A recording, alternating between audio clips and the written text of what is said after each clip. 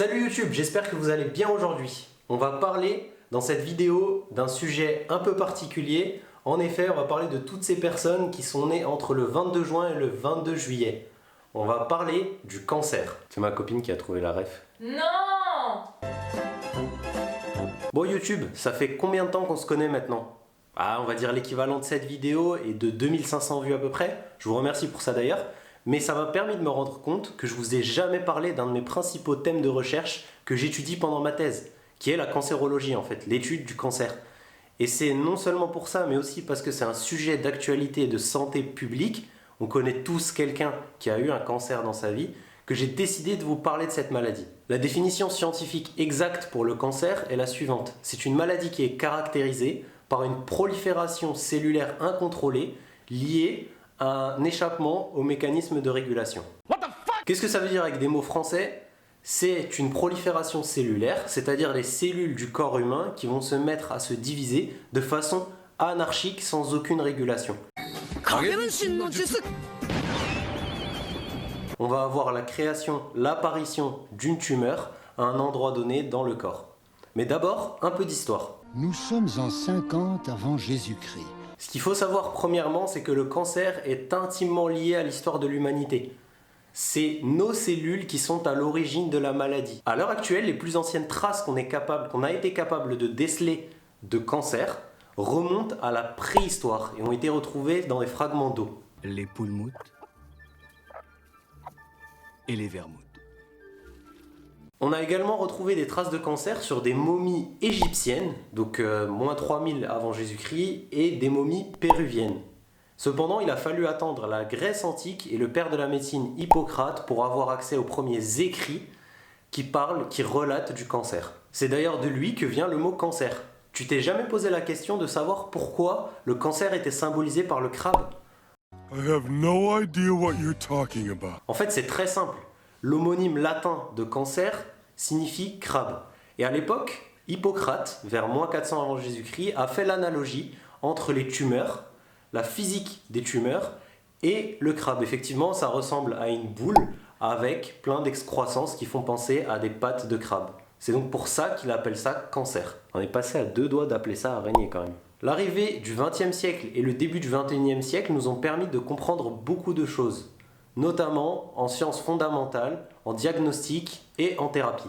Ok, donc là, disclaimer, on va rentrer dans de la biologie, mais je me dois de vous expliquer comment ça fonctionne avant de vous donner quelques chiffres. No! God, please, no! No! Ce qu'il faut bien comprendre, c'est que durant l'ensemble de notre vie, les cellules, nos cellules, vont se diviser et proliférer. Et ça de façon tout à fait normale, de façon physiologique. Et encore heureux, parce que si on prend un exemple tout bête, un exemple de la vie de tous les jours, un nourrisson qui en moyenne fait 50 cm pour 3 kg, n'a bien évidemment pas le même nombre de cellules et les mêmes capacités cellulaires qu'un adulte d'1,90 m et qui fait 90 kg. C'est pourquoi on a besoin que nos cellules se divisent, prolifèrent et se différencient. En plus de ça, l'ensemble de nos cellules ne sont pas immortelles bien évidemment. Toutes nos cellules, toutes les populations cellulaires ont une durée de vie limitée. Par exemple, les globules rouges ont une durée de vie de 120 jours. Au bout de 120 jours, un globule rouge va mourir et sera remplacé par un nouveau globule rouge. Cette division cellulaire, de façon physiologique, elle est régulée par 1 milliard de mécanismes. 1 milliard, j'exagère bien évidemment, mais par beaucoup de mécanismes. À un moment donné, il est possible que certaines cellules échappent complètement à ces mécanismes de régulation et de contrôle. Elles se mettent alors à se diviser de façon anarchique. C'est ce qu'on appelle la carcinogénèse. Bien évidemment, je vous rassure, cette transformation ne se fait pas du jour au lendemain. Et en plus de ça, elle est multifactorielle. Néanmoins, les scientifiques s'accordent sur deux principes généraux, deux idées qui font qu'une cellule normale se transforme en cellule tumorale. La première, c'est une accumulation de mutations dans le génome de la cellule. La deuxième, c'est que cette accumulation de mutations mène à d'autres mutations dépendantes des premières. C'est un effet boule de neige en fait. Et ils devinrent les meilleurs amis du monde et des junglers qui excellent à sécuriser des objectifs et à protéger leurs camarades. Ces mutations, elles vont avoir lieu tout au long de notre existence et sur l'ensemble du génome. Ce qui est un peu plus problématique, c'est quand elles ont lieu sur deux types de gènes en particulier. Les oncogènes et les anti-oncogènes. Les oncogènes, c'est quoi? Ça va être des gènes qui vont être responsables de la transformation de la cellule normale en cellule tumorale. Ils vont permettre à la cellule de proliférer et d'acquérir des caractéristiques tumorales. Les anti-oncogènes, c'est exactement l'inverse. C'est des gènes qui vont empêcher la cellule d'être une cellule tumorale finalement. Après plusieurs activations d'oncogènes et d'inactivation d'anti-oncogènes via ces mutations, on va avoir la transformation de notre cellule normale en cellule tumorale. Je sais que c'est compliqué, mais tenez bon, on arrive à la fin de la partie biologie.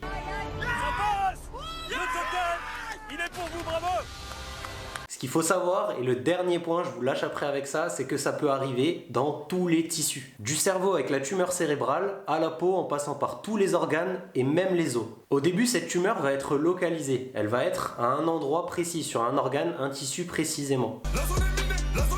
Mais après quelques temps, et quelques accumulations de mutations bien évidemment, elle peut apprendre à migrer, elle va se déplacer et coloniser d'autres sites tumoraux. C'est ce qu'on va appeler les métastases. Ok, j'espère que vous avez tenu bon parce que c'est la fin de la partie biologie.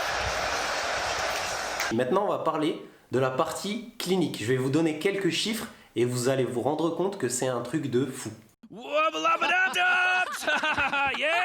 Premier fait complètement fou, c'est que le cancer est la deuxième cause de mortalité dans le monde, avec 8,8 millions de morts en 2015.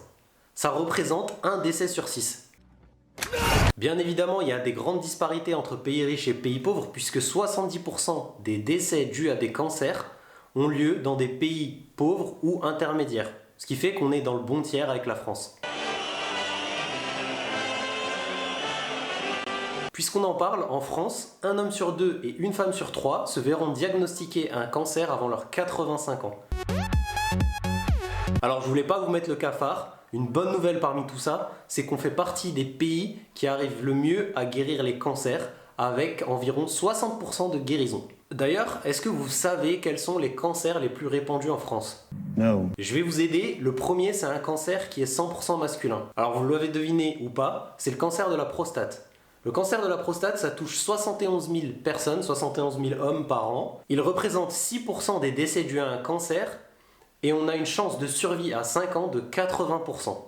C'est l'un des cancers que l'on soigne le mieux à l'heure actuelle. Deuxième type de cancer en nombre de patients, c'est le cancer du sein. Bzoula. Ça représente 53 000 cas par an. Alors c'est un cancer majoritairement féminin, mais il faut savoir que 1% des hommes sont touchés par ce cancer également. Il représente 8% des décès dus à des cancers et la survie à 5 ans est de 85%. On s'en sort pas mal non plus pour celui-ci. Alors le troisième type de cancer en fonction du nombre de patients, c'est le cancer du côlon. Il touche chaque année 40 500 personnes et représente 12% des morts dues à un cancer. Cette fois-ci, la survie à 5 ans n'est que de 56%. T'as une chance sur 2 d'y passer quoi. Quatrième cancer qui touche le plus de personnes en France, c'est le cancer du poumon. Il touche chaque année 39 500 patients. Il est responsable d'un décès sur 5 qui est dû au cancer. Et cette fois-ci, la survie à 5 ans n'est que de 14%. Alors là, je m'adresse à tous mes amis fumeurs. Une chance sur 10 de s'en sortir à 5 ans si vous avez un cancer du poumon. Je dis mes amis fumeurs parce qu'il y a 3 types de facteurs de risque qui peuvent aggraver le risque de cancer justement. On a le facteur biologique, qui est quand même minime mais pas nul. On a les facteurs comportementaux et les facteurs environnementaux. Pour tous les cancers que je viens de vous citer, on a des facteurs de risque qui sont bien établis et qui ont été prouvés comme augmentant vos chances d'avoir un cancer. J'écoute. Pour la prostate par exemple, les principaux risques sont les antécédents familiaux et la vieillesse. Ça, on n'y peut rien malheureusement. Pour le cancer du sein, il y a les antécédents familiaux. C'est l'un des cancers pour lesquels il y a de fortes prédispositions génétiques, mais également de fortes prédispositions environnementales, facteurs environnementaux, comme l'alcoolisme, l'alcool, le tabagisme et le surpoids. Pour le cancer du côlon, il y a l'âge bien évidemment, ça on n'y peut rien, l'alcool, la consommation d'alcool, le tabagisme, le surpoids et la consommation excessive de viande rouge. Alors en ce qui concerne le cancer du poumon, c'est un carnage. C'est un carnage pourquoi? Parce que c'est un cancer qu'on pourrait éviter très facilement. C'est un cancer pour lequel il n'y a quasiment que des risques environnementaux et comportementaux. En effet, on retrouve l'exposition aux radiations, l'exposition à l'amiante, une exposition professionnelle également au chrome, nickel, goudron, mais aussi un tabagisme excessif qui augmente de façon drastique les chances d'avoir un cancer du poumon.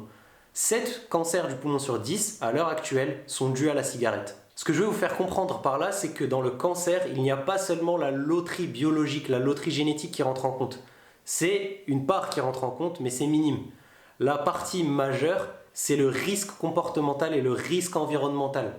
Il y a une étude qui est sortie il n'y a pas longtemps, par exemple, qui a duré 7 ans et qui a montré sur 69 000 participants qu'une consommation de nourriture issue de l'agriculture biologique était associée avec un risque moins élevé de cancer. Le cancer est non seulement la seconde cause de mortalité dans le monde, mais en plus de ça, il a un impact économique énorme.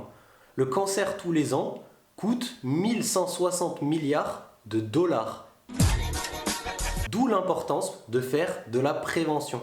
En effet, à l'heure actuelle, on estime qu'un cancer sur 3 pourrait être évité. Il faut diminuer au maximum les facteurs de risque environnementaux type tabac, on arrête de fumer, sédentarité, on se met au sport, on mange 5 fruits et légumes par jour, pollution de l'air et rayonnement. On reste pas au soleil en été, d'autant plus quand on est blanc et qu'on a plein de grains de beauté.